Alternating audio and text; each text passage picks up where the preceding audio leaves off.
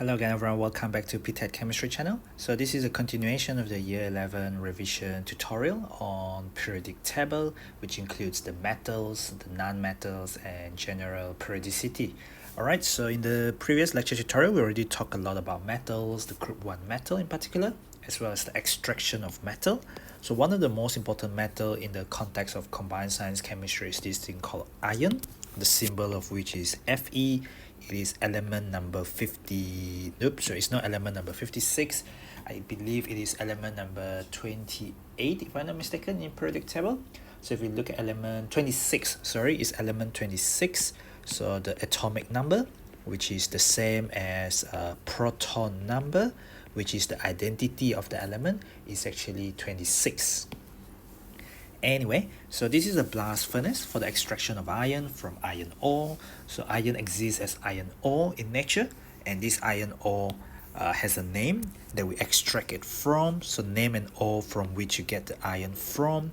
This ore is going to be actually they call it hematite.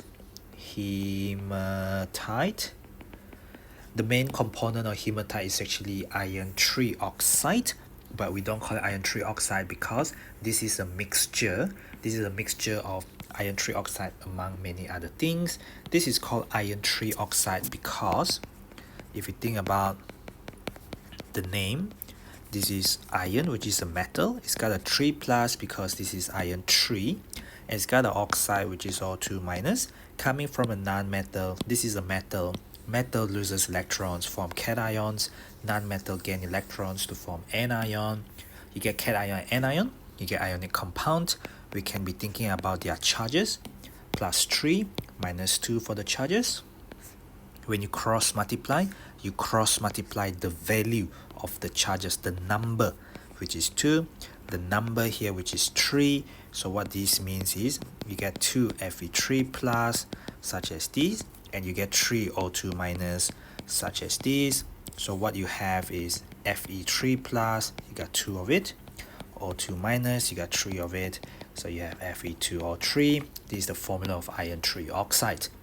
Now iron trioxide is a main component of this iron ore from which you get the iron extraction from. This is called hematite, and it would have been in the syllabus, in your notes as part of the lesson objective back then when you actually studied this topic. This is a typical setup for a blast furnace. You put in all your raw materials, one of which is your iron ore containing hematite. Coke, if you have COKE, coke here refers to carbon. Limestone refers to calcium carbonate. Formula of which you are expected to know, but it's more important that you know the name. Calcium 2 plus, CO3 2 minus. Hopefully without even doing the cross multiply thing, you can see their charges cancel out, so you just need one of it, and one of it is actually calcium carbonate like this. This is carbon as an element, this is calcium carbonate as a compound. So I'll just very quickly show you how we can do the exact same cross multiply, because you will have done the exact same cross multiply many times, but you will need the simplest ratio. So it cannot be 2:2. You gotta divide by the divide by the smallest number to get the simplest ratio. So you have one of it and one of the CO3 2 minus, therefore you get CaCO3. You're gonna remove out the waste gases. So among the many steps in the extraction of iron, this all will have been in your notes. You put in the A. The A is your source of oxygen. And you get this slag, SLAG, that come off as a slag. And this thing, molten iron, molten because it's Fe liquid. As you know, molten means liquid, well, not liquid to gas, but solid to liquid, because it's already molten, it's already melted at a very high temperature. Inside here, your iron is going to exist as a liquid, which you can collect there. Now, iron ore is contaminated by acidic impurity, so silicon dioxide. Silicon is below carbon. If you think about your case study in year 9 under covalent bond is this structure of carbon dioxide, 1 carbon and 2 oxygen. You are breathing out carbon dioxide as you respire. Silicon is below carbon in the periodic table, so you can imagine silicon dioxide, 1 silicon, 2 oxygen. So there's silicon dioxide. Silicon dioxide is acidic, as that's what they say here. Carbon dioxide is also acidic, so you can see the relationship there. This is a 3-mark explanation, so we need to explain very well as for how the limestone can remove acidic impurity. So step one, high temperature in the blast furnace will decompose. High temperature in the blast furnace, first of all, decomposes mean it breaks down the limestone. Remember what the limestone was? The limestone was calcium carbonate. So what we have is calcium carbonate. So I'll just write word equation because that is fundamentally more important in combined science. So in the presence of heat, what I'll get calcium oxide plus carbon dioxide. And this carbon dioxide is quite important for what we're going to do later on, because the carbon dioxide plus the carbon coke is going to give you carbon monoxide, which is useful to reduce the iron, basically to steal away the oxygen from the iron 3 oxide, and you will get CO2 because this one gain oxygen, whereas it steals away the oxygen from the iron, and this Fe2O3 loses oxygen to give you the liquid iron, which you can extract. What is important is this product here, because in step 2, calcium oxide is alkaline, calcium oxide is basic oxide. When it dissolves in water, it will give an alkaline solution, but we call it basic oxide. Now silicon dioxide, as they say, is acidic. Silicon dioxide is acidic, so they can be neutralized. So therefore, calcium oxide, which is basic, plus silicon dioxide, which is acidic, what you will get is calcium silicate. Is very important that we can get the name. So we don't get any water because there's no hydrogen in calcium oxide and there's no hydrogen in silicon dioxide. You just get a salt. Typically we will have water because it's neutralization. We don't have water here because there's no hydrogen in these two. This is a base, basic oxide. This is an acid, acidic oxide. Therefore you get a salt. This is neutralization. This is neutralization.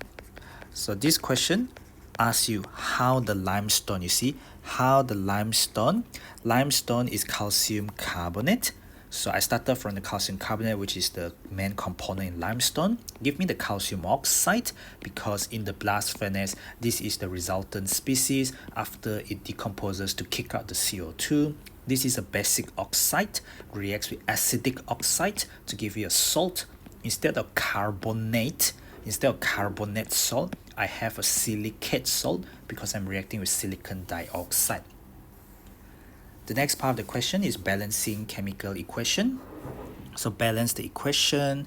This is quite a difficult one to balance. Either you know it or you have to learn how to balance it from scratch.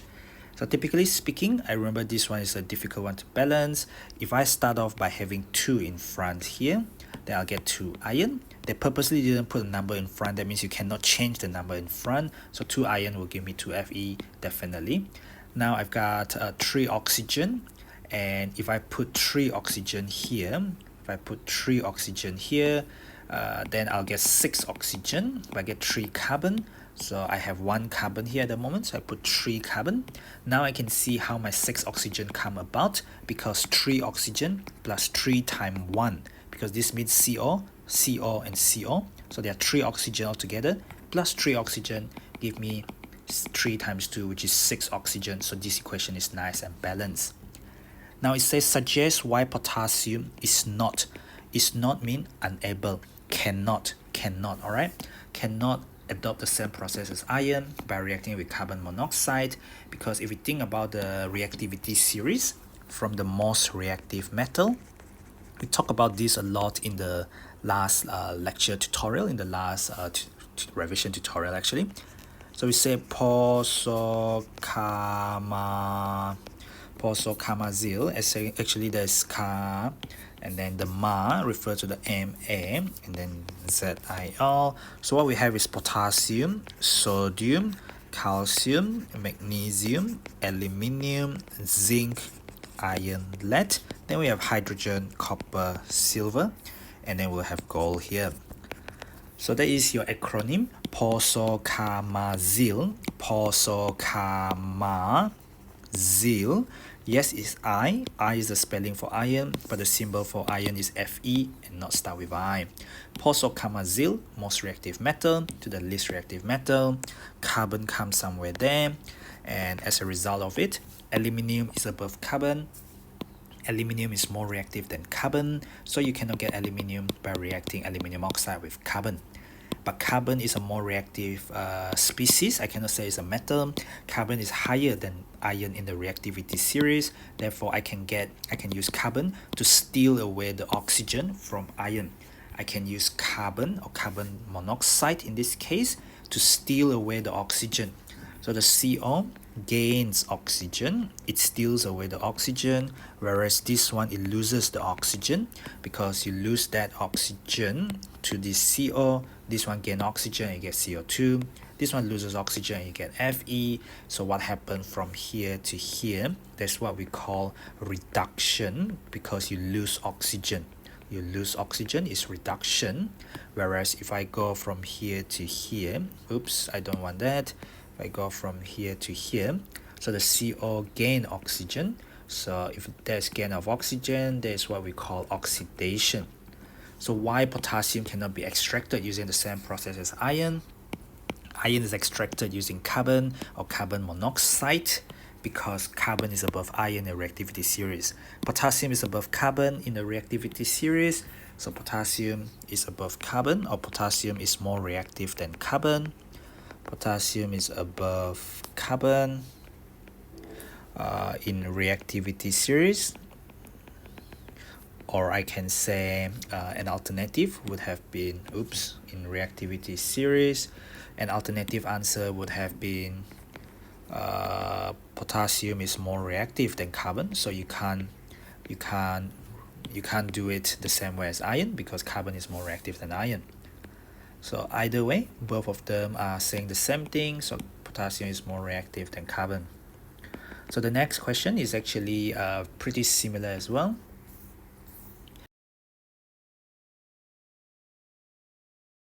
So we can see in this next question, this is a blast furnace again. So here they are asking you to name the raw material's name, not the formula. In the previous question, separate question obviously, in different years, in different papers, they say name the raw materials together with the hematite. Hematite is the ore containing, the main ingredient in there is the iron 3 oxide. I'm not going to show you how to get it because previously I already talked about how to get the formula of the iron 3 oxide at the very beginning of the previous question. We already discussed about the ions, the charges, and how to get the formula. So iron 3 oxide is Fe2O3. You could refer back to the previous question. Name the raw materials. So you need coke, which is essentially carbon solid, which is coke. You also need limestone, so you can use the term limestone or you can use the term calcium carbonate. Remember, the first step was to thermally decompose the calcium carbonate into calcium oxide. Then the calcium oxide could remove the acidic impurities such as silicon dioxide in an acid-base neutralization reaction to give you a salt. This is a case study.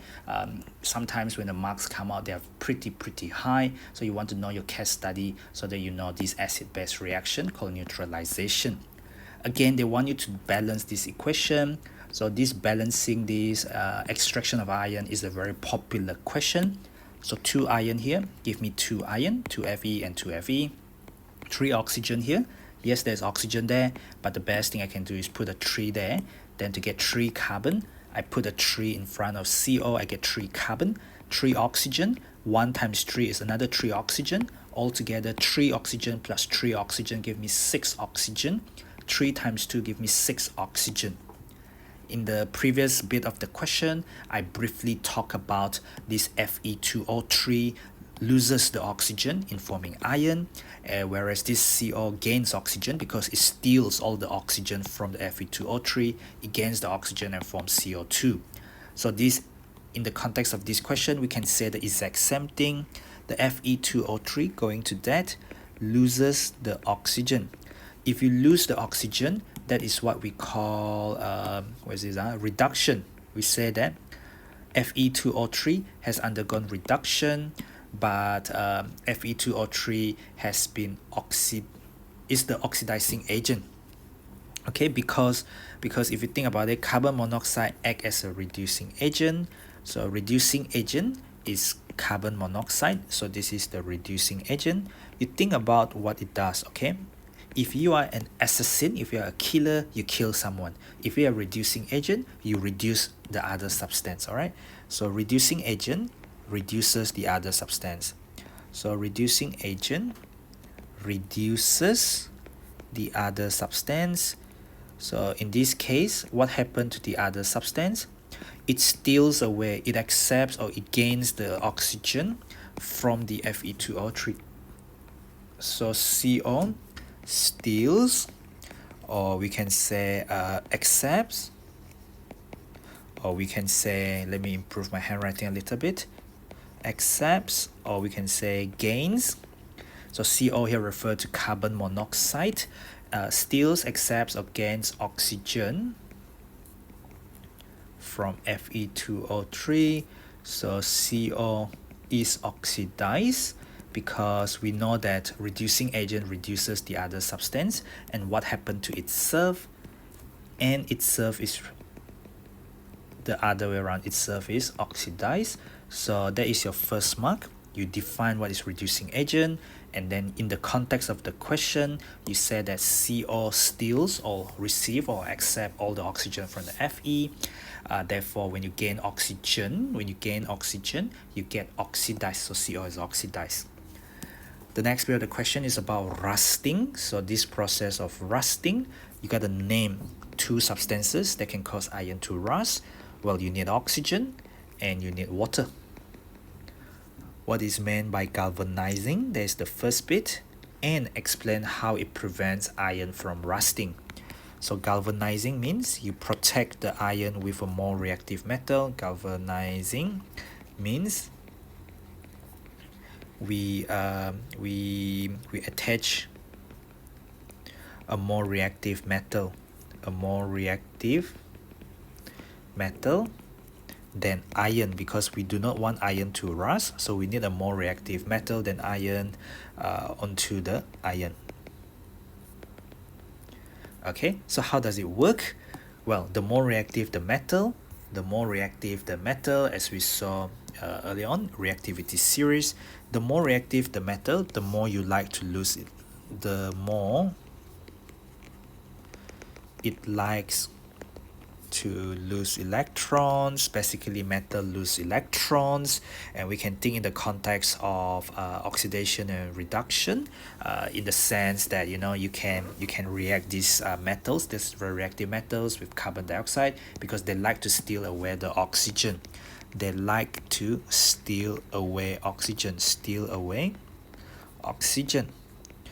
like to gain oxygen atoms, meaning to say they like to be oxidized. The higher you are in the reactivity series, the more you like to lose electrons, the more you like to steal away the oxygen, the more you like to be oxidized. So what can we say in the context of these? So the more reactive metal will be above iron, and therefore that more reactive metals will be oxidized instead of iron. So the more reactive metal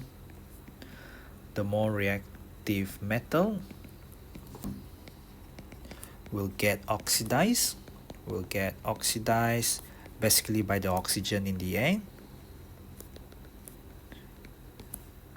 compared to the less reactive metal. Will get oxidized instead of the less reactive metal, which is the iron, i.e. the iron. So this is the idea of galvanizing. So when you have another more reactive metal onto the less reactive metal, the more reactive metal will react. It will get oxidized because they are higher up in the reactivity series, meaning they are more likely to gain oxygen and therefore be oxidized instead of the less reactive metal.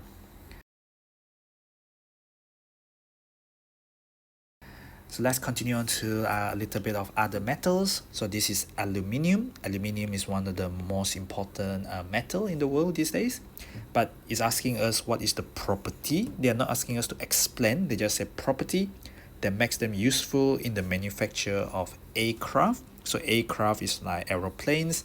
So aluminium has low density. So it is pretty light. It is a metal, but it's pretty light, and you want your aircraft to be light so you can carry a lot more stuff with it, and air travel won't be as expensive. As for the use of aluminium in food containers, so we can say that it does not corrode easily. So it does not react with your food, does not corrode easily.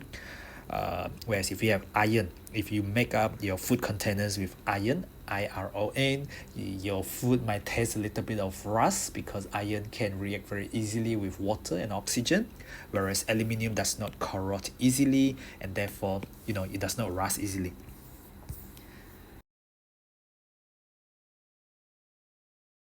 24, these are a list of metals. These are a list of metals very clearly. This is aluminium, calcium, copper, iron. Well, I'm just going to write down the symbol. You can find the symbol because you will have periodic table in the exam itself. You got to know name, you got to know where to find them in the periodic table, and you got to know the chemistry of metals in order to work out the descriptions of these metals. And you got to complete this table by selecting the metal from the list, and then they can use once or more than once or not at all. Now, the first description reacts with oxygen to form amphoteric oxide. This term amphoteric oxide should remind you that there are two examples. One is zinc oxide. The other one is aluminium oxide. And there's another one actually, which is lead oxide or lead 2 oxide, but the very common one will be zinc oxide and aluminium oxide. So we look for the metal that belongs to any of these. Do we have zinc? We have zinc, and we have aluminium. So let's say by selecting the metal from the list that matches the description, I will always go for aluminium, for amphoteric, because that's the easy one to remember. You could put down zinc if you want to as well. Used to galvanize steel. So galvanized steel, so galvanize we talk about is to protect the iron. So we want a more reactive than the metal. However, we want a more reactive than iron. However, the one that definitely used to galvanize iron is zinc.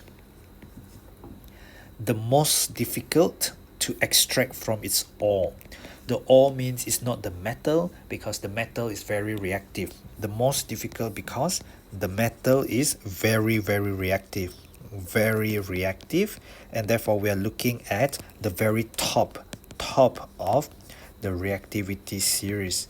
If they are very reactive metal, it's going to be very hard to get the metal itself, because the metal likes to combine with other things. Perhaps in contact with oxygen, it would want to react already. So remember the potassium. So potassium being Por is a very reactive metals at the top of the metal reactivity series. Next one, a group 1 metal that is less reactive. So when you have lithium, sodium, potassium, these are group 1 metal. This goes back to like 2 or 3 lecture tutorials ago. Whether it's part 3 or part 4, I wasn't so sure anymore. But going down group 1 is easier to lose the outer shell electrons. Therefore, we say they are more reactive metal. If you look at reactivity series, potassium is more reactive than sodium. That's why we get potassium. As you go down the group, the potassium is more reactive than sodium because it's easier to lose the outer shell electrons. You want less reactive than sodium, and therefore you want lithium, which is above sodium, and we do have lithium here. So that's the only metal that is less reactive than sodium, because in group 1 at least, because they do specify group 1 metal. The next one, protected from corrosion, so does not corrode because you have an oxide layer. This is actually aluminium, because that was the reason, that was the property that makes aluminium very suitable for food containers. They do not corrode easily. This is suggests a property, state a property for their usage. However, the reason is because you have an oxide layer. The oxide layer is what you call aluminium oxide, which actually protect the aluminium inside from being corroded. Aluminium oxide, Al3 plus, O2 minus, plus 3 minus 2. You're going to cross multiply the value of the charges, 2 there. The value of the charges is 3 there. So what you're going to get is you will get Al3 plus, 2 of them, O2 minus, O2 minus, O2 minus, 3 of them. So what you get is Al3 plus, 2 of them, O2 minus, 3 of them. There's your Al2O3. That is your aluminium oxide formula. Alright, so we reached the end of these ideas of metals, other metals. In particular, I talked about iron at the very beginning of this particular tutorial. Hope that has been useful.